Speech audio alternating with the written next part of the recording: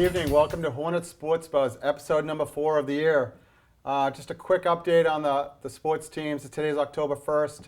We're just going to talk about Mansfield Football briefly. They got a big game against King Philip Friday night at King Philip. King Philip has been to the Super Bowl, I think, the last 3 years. They've won 2 out of 3, even though last year Mansfield won the Kelly Rex Hawks. So good luck to Coach Redding and the Hornets Friday night. Today here we're going to talk about golf. Joining me is Coach Chris Hall. Coach, welcome. Nice to meet you, Mr. Cruden. Thank you again. And his 2 captains, Will Stratton. Thank you for having me. You're welcome. And Mike O'Neill. Thank you. So guys, welcome to the show. Coach Hall, it's your second time on the show. Yeah, we did it last year too as well. Had a good time with it. So. And remind me, and don't call me Mr. Cooney again. No, second time on the show, but remind me, talk a little bit about your background and this is your second or third year coaching, and like if you played golf growing up and how you ended up at the Mansfield golf coach. Sure. So that's a great question. This is my 3rd year at the helm of the Mansfield High School golf team. In the past, I had coached baseball pretty much my whole life since I was 15 years old. My dad actually runs country clubs for a living, so I've always been in the golf business for a long time, kind of learning about it, caddying. When I was in high school, I didn't actually play in the golf team because I played baseball year-round, so it really ruined my golf swing pretty significantly. Yeah. So I wasn't really at level to play competitively. So when I graduated from high school, I started to play a little bit more in college and started to get more acclimated with it. Did a lot of caddying, taught a lot of younger kids how to play golf, and then I was fortunate enough 3 years ago to have the opportunity to apply for the position. And here we are today. It's certainly an awesome gig. The kids are great, and it's something that I look forward to every day after school. That's great. And remind me, what town did you grow up in? So I grew up in Mansfield. I graduated in 2009. So yeah, we had a 10-year class anniversary this year. So pretty good milestone. So we could do the math. 18 plus 10. Okay, all right. 28. Yeah. So guys, congrats on being captains. You're the only 2 captains, right? Correct. Yep. Both seniors. And every sport does it differently. Could Will, start with you. How did the process work as far as getting picked to be captain? Yeah, so we had a team vote. What happened was we sent out an online form, and the whole team filled it out, and it pretty much just went on who got the most votes and who thought would be best fit for leading the team. That's good. I'm sure there's a political joke in there, but I'm not going to say it. But it was a valid election, right? Right. And what about you, Mike? So basically, and then at the end of the year at the banquet, the captains of the previous year would have the 2 new captains come up and basically just introduce them to everybody, the parents and the team. And either if you guys know or coach, is it always 2 captains, or sometimes it's 3, sometimes it's 4? I know football there's like 6. Or 5. So, I mean, it just kind of depends on the year and what the numbers are. It's this year. Will and Mike were obviously landslides for those 2 captains picks. It depends on kind of how many kids there are in the program, how many votes each person gets. It just, I'm not selecting just 2 captains, but if there's other people that are worthy of it, and all their teammates agree and they vote for 3, 4 kids that they feel are strongly good candidates for captainship, then we'll go with more. But Mike and Will were the 2 unanimous votes this year, and we stuck with it, and it's been an awesome year for them. So that's great. Yeah. Well, Mike, how long have you been golfing? And also, if you don't mind, tell us what other sports you played, either now or growing up. So the young people out there know. If I want to be a captain of the Mansfield High golf team, what should I do? So I started golfing probably in middle school. I played a little bit, nothing really consistent. But going into 9th grade, I knew I kind of wanted to try out for the team. So in preparation that summer, I played a lot more. And then I've played a lot more. Each summer, this past summer, I've played the most I've played. And it kind of just has gotten gradual since middle school. And growing up, I played a lot of sports. I played basketball, soccer, baseball. And I liked playing multiple sports at a time. And I'd be in the fall and spring seasons, I'd be everywhere. I'd have to go from practice to practice, and really it's just a great experience playing multiple sports. And you walked everywhere, right? Your parents never drove you to any of these things? Okay. Gotta always shove it to parents. What about you, Will? Growing up, or when did you start golf, and when did you start improving, would you say? Yeah, so I've been around golf for a long time. Elementary school was when I started actually playing, but I didn't actually take it seriously until going into freshman year of high school, and I kind of didn't even plan on trying out for the team, but I wasn't doing anything in the fall, so I gave it a shot and I made it. And then I started practicing. Here I am now. What about just hanging out after school and playing video games? Like, what about? I've never been much of an indoor kid. Yeah, I've that's always good. liked to be outside. That's great. And Coach, I know from asking last year, what do you guys do in the summer, like as captains? Like, I know different sports have captains practices. What do you guys play? Like, are you belong to a course, and are all your teammates required to play together in the summer, or you kind of just do your own thing? How does that work? Let's go with Will first. So yeah, we hold captains practices during the summer once a week. They start towards the second half of the summer.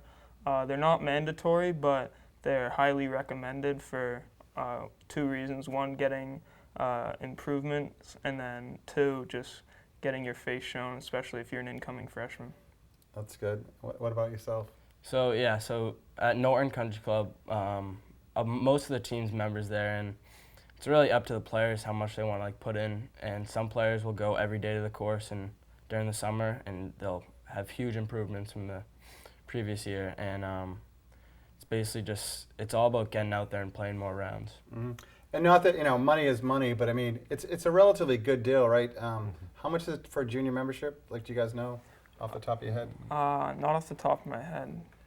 Yeah. Do you know, Coach? I think it's only $500 membership in Norton for the summer for kids that are in that consider that junior membership class. So, I mean, for those kids that play 3-4 times a week, it pays itself off in like a month or 2. So it's definitely a great deal, and I think a lot of the players in the team really take advantage of it, which is crucial. So. And you were a junior member until what age?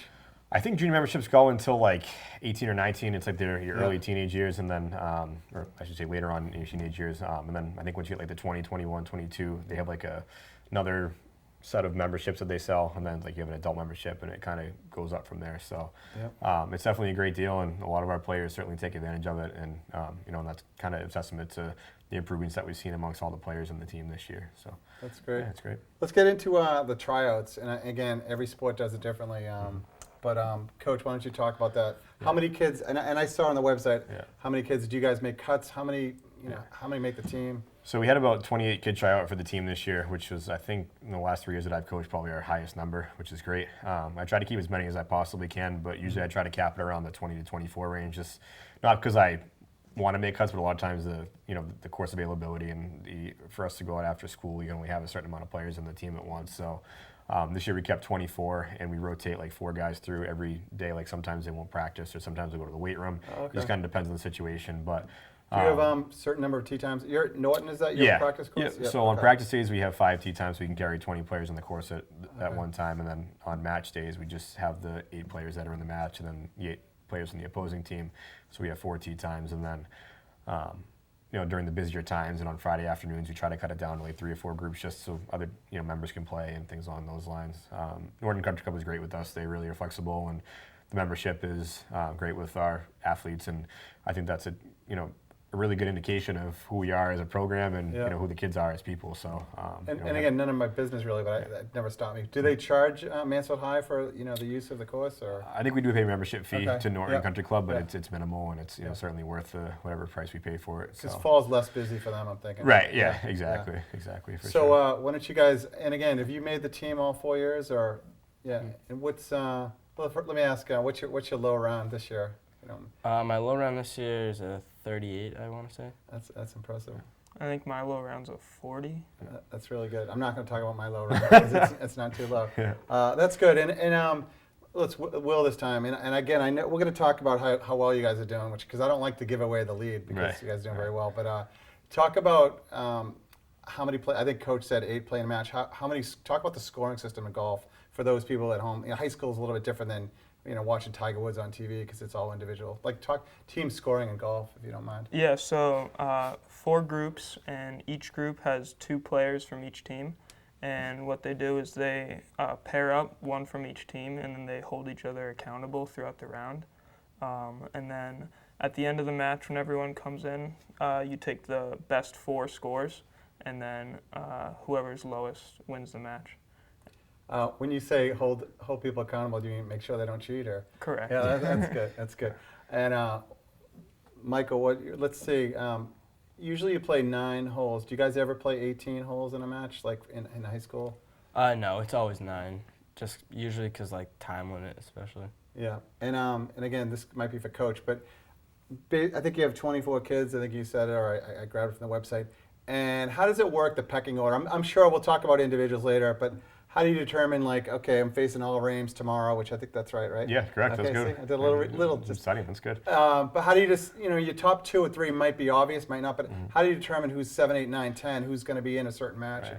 So that's a great question. So a lot of times what we do, we have a lot of competition in practice. So what happens is if there's a lot of players that are playing progressively well throughout the week in practice, I might say to a group of kids, all right, there's 4 of you today. The top scorer is in the match tomorrow. And it provides a little bit of competition for them, because I think what happens is when you're in practice, it's obviously more of a laid back environment, whereas putting that competition on kids every single day, it helps them not only for their scoring, but it also helps them feel that competitive nature when they're actually in a match. So a lot of times what you see is a kind of a practice score and then you see a match score, and there can be quite a bit of a difference there. So putting that competition on the players every day is super important to me. And the good thing about it is that we have so many players that are like right within each other, like for a couple strokes, like it's between like 1 and 3 strokes from the the 3rd player on the team to the 20th guy on the team. I'd say the difference is probably 6 strokes, which is fairly minimal. So, putting that constant competition amongst each other not only helps them as an individual, but it also helps the rest of the team get better too, because if they know that there's somebody that's right behind them, they're going to also play better and play harder too. So, like today we had a playing round. So for our 8th player in the match tomorrow, we had a playing round with 4 players, and whoever had the lowest score won, and they're in the match tomorrow. So, that's fun. Yeah, it's good. We try to get as many athletes involved as we can, but it just comes down to consistency and how you're playing the week beforehand and things along those lines. So in practice, you guys, I guess you could talk a little about preseason. Are you guys always playing 9 holes in practice, or sometimes you're on the driving range? Do you guys have a protocol of like you guys on the chipping and putting before practice, or you're just playing 9 holes and you're working out your shots? What do you Yeah, so our standard practice is showing up to Norton, Okay. and then typically we chip and putt for maybe 30 minutes before we tee off. And then one group at a time goes off. This year we're not doing the driving range. We did last year, and I think. Do they have a driving range over there? They don't. They don't. Okay. Yeah.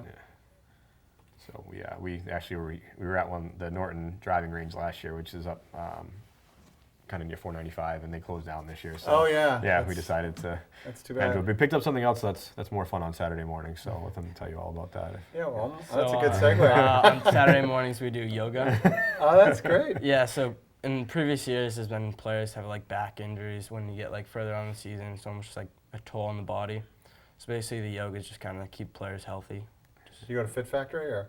We I actually got to plug because I never go, so I got to. we just do it actually in the gym, and we have a whole routine that we do. It's just. Is Mr. Selman involved? Because he does yoga with the football team occasionally, doesn't he? Coach Varshan is the one that takes care of it. Oh, He's okay. the gym teacher over the middle school. Yeah. And he's super flexible and kind of leads that whole exercise routine for us. Yeah, so. that's good. I'm not good at segues, but Kevin is your assistant coach? Yeah, he's the assistant And coach. is he there every match, or, Yeah, as so much as he can? basically, Coach Varshan's awesome. He might be younger than you, right? Yeah, no, he's older than me actually. Oh.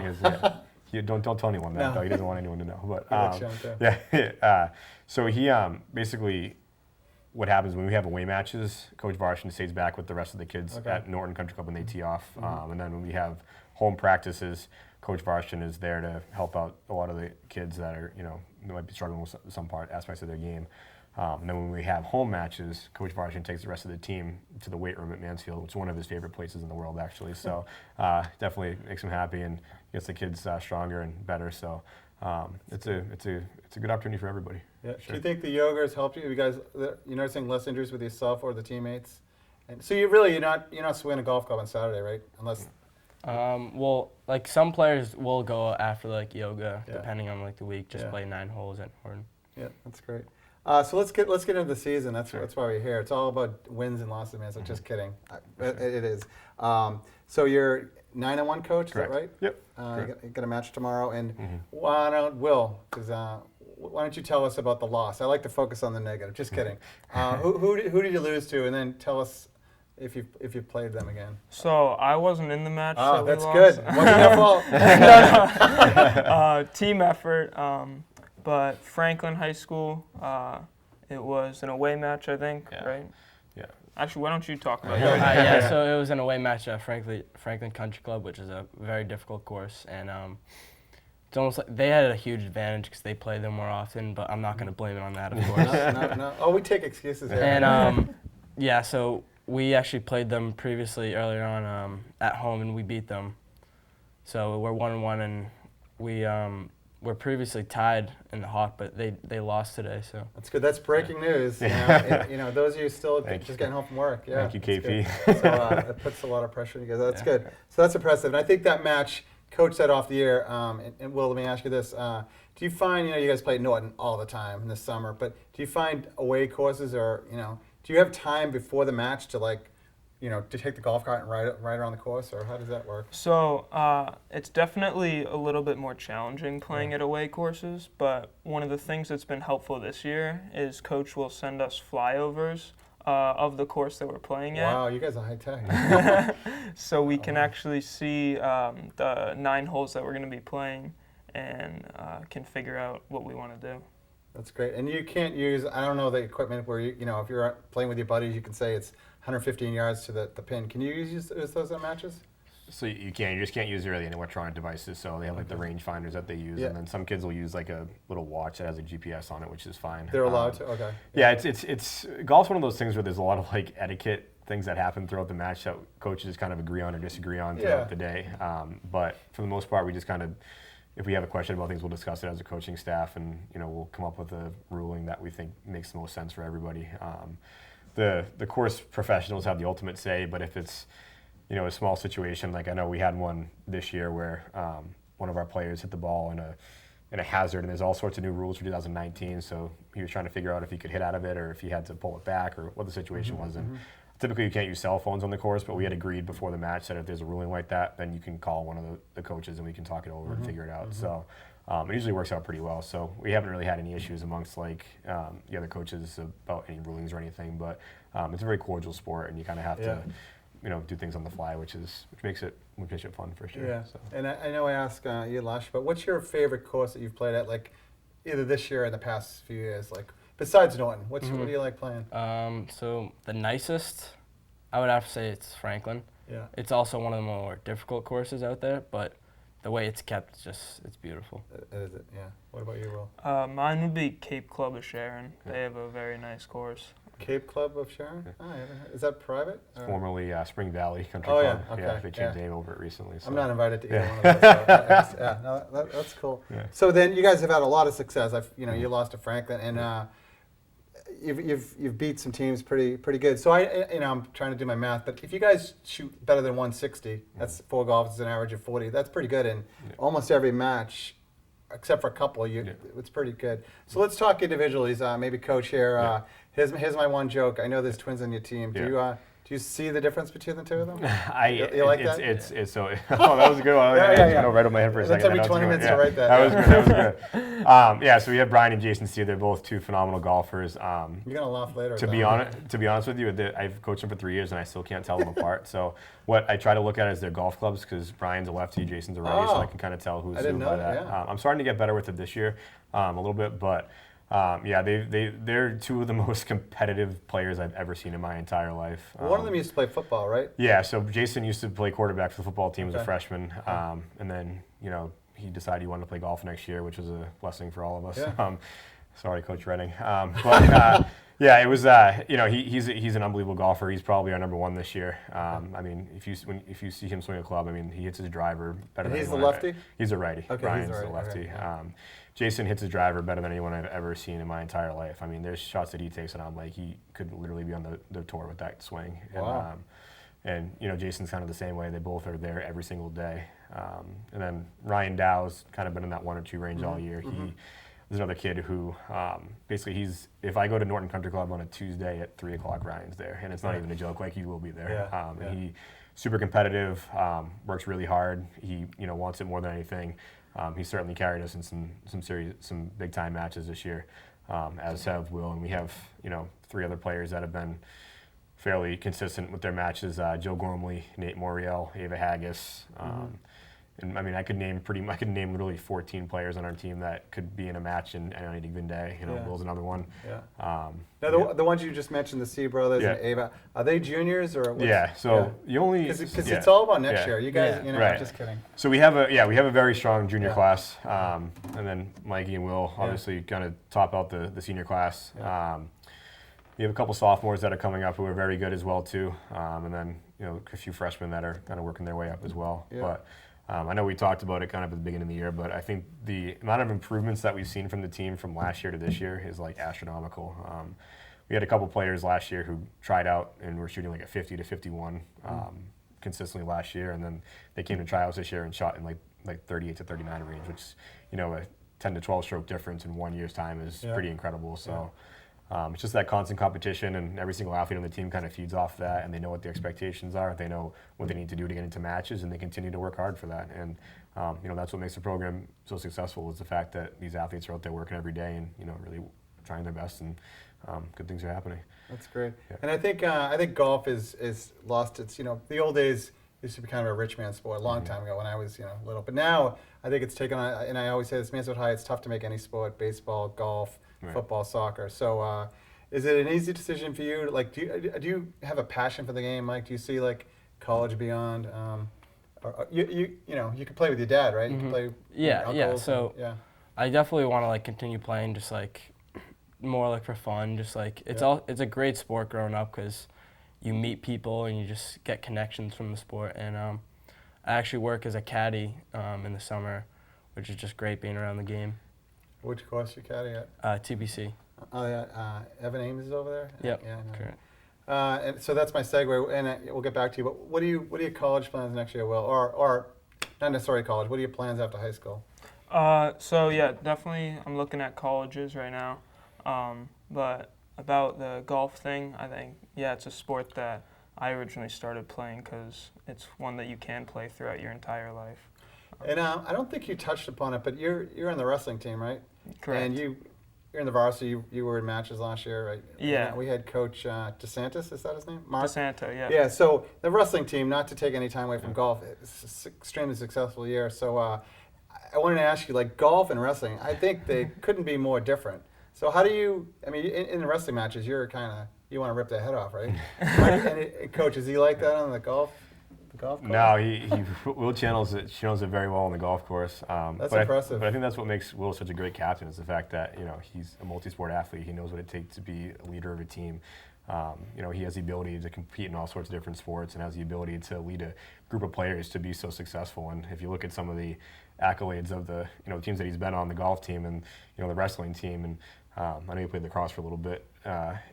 They've all been incredibly successful. And Will's the type of person that a freshman walks up to Will and they automatically know that they need to respect him because he is so successful in all things that he does. And Mike is obviously the same way. Mike is a multi-sport athlete in baseball and golf, and being captain goes beyond just what you do on the course. I always look at Matthew Slater. He's the captain of the Patriots, and after every single game, Matthew Slater's one that talks in the huddle in the locker room. It's not Tom Brady. It's not these guys. It's the little things that you do off the field and that make you a great captain. And Will and Mike are as good as they are on the course. As off the course, they're even better people, and people demand their respect. And they just lead the team to be successful in everything that they do. So that goes a long way. I'm a firm believer that good teams are run by the players, and we have two excellent players running the team this year. So that leads to our success for sure. That's great. I couldn't say that any better. I know that you're also a teacher at the high school. Yeah. My segue is you've done a couple things like recently with the Hawk YCA and then challenges. Can you talk about that? And do your players get involved with that? Yeah. So that's one of the things that we really put an emphasis on, is kind of how we can help ourselves off the course as well too. So every year we do a play-along tournament with the local YMCA program. So they have a group of kids that have special needs from all towns around here, and every year we team up with them. We each player on the Mansfield team teams up with like one player from the YMCA. Usually there's like 3 Mansfield kids to 1 kid from the YMCA, and we play around a golf over at MGA Links in Norton. Then after we have a pizza party, and it's an amazing feeling for us. It's an amazing feeling for them, and just for the community, it's such an awesome experience for everybody. And then we actually had 3 players this year.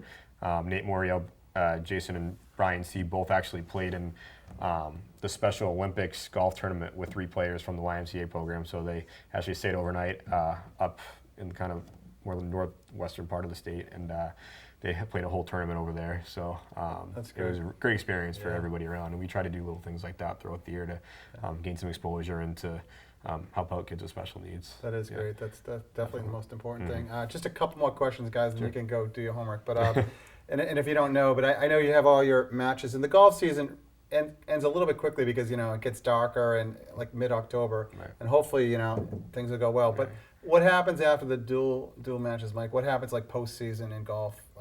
So there's a couple tournaments. There's the Hawk. There's like a Hawk Mock tournament at the end of the year, which there's 2 Hawk. You can win the regular season Hawk, and then last year we actually won the postseason tournament.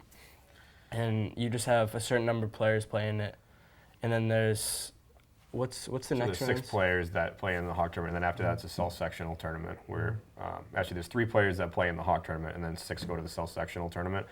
And then you can qualify as a team or you can qualify as an individual. So if you finish, I think it's in the top 10% of scores at the South sectionals, you can advance as an individual, or if you finish in like the top 3 or 4 as a team, then you advance as a team too. So Last year, I think Nate Moriel won the Hawk, or he won the deep divisionals. Yeah, so Nate Moriel is another player who's just like. Don't you have a nickname for him? Yeah, it's just, I have all sorts of nicknames for Nate. Oh, okay. But, maybe we can't say that. Yeah, no, he basically just is always straight face. He's super competitive.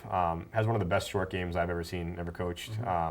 And he basically just came out last year, and he just killed it at the Hawk tournament. I think he shot a 76, I believe, was a medals round.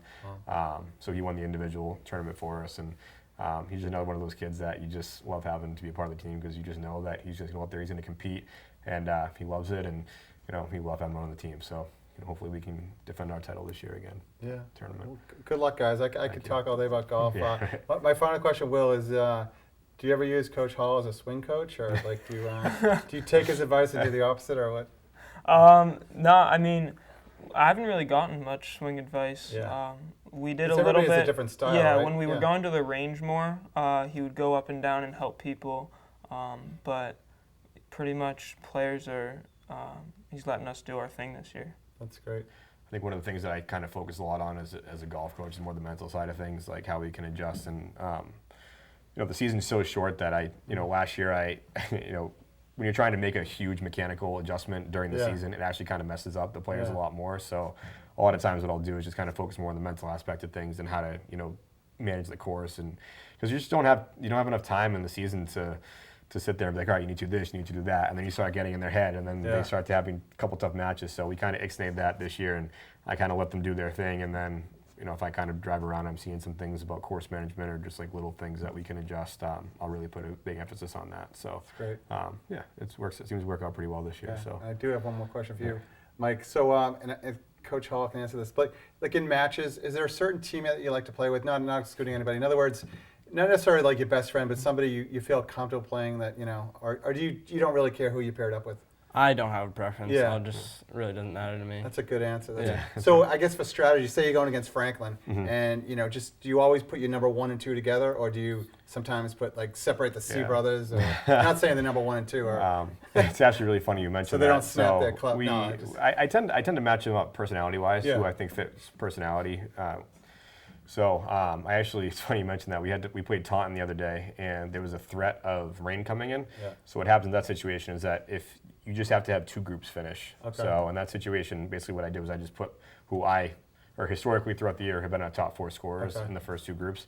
So that meant that Jason and Brian were teamed up together in the one group, and I had to tell the other coach there might be some sort of fist fight or something, but between the two of them, and it's all for the right reasons because they're super competitive, they're super into it, they just love golf and they love being competitive, they love to win. So and I respect it so much, I really do. It's just sometimes that can play a detriment to the team too, because if other kids are seeing that type of body language, they might not take it as well. But like I said, Brian and Jason they're such good players, and they're so competitive that you can't teach that, and I respect them big time for it. But Yeah, it's just mainly kind of based on personalities and who kind of fits best with who. Some players like to play with others, and I know Nate Moriel and Joe Gormley both like to be in that last group together, just coming in and they feed off each other. Yeah. But other than that, it's just whatever we're feeling is the best option for the day. That's great. Definitely. Yeah, no, thanks a lot, Coach. I think we'll Thanks, wrap it up. I didn't really say, we mentioned football at the top, but I think per the record, you guys are right now the most successful team in Mansfield. I know you guys all root for each other, the football, the soccer, the volleyball team, but keep up the good work, and thanks for coming on the show. Yeah, Good luck, Coach. Thanks for having us. Thanks a lot, Thank Mike. you. Appreciate it. Thanks, for Will. having us. Appreciate it. Thanks for having us. Thanks, Really appreciate it. Thanks, Thank you. Chris. And I always say, if invite you back, would you guys come back? All right. Yeah. I don't think you mentioned Definitely. in-town hoops. That's probably the most Oh, important. yeah. Coming off a huge championship. Oh, you won it. Nice, nice. Awesome. Good Well, stuff. thanks. That's it for this episode of Hornet Sports Buzz. I'm having trouble lining up my next guest, so if you want to come on, just give me a shout out. Thanks a lot and good night.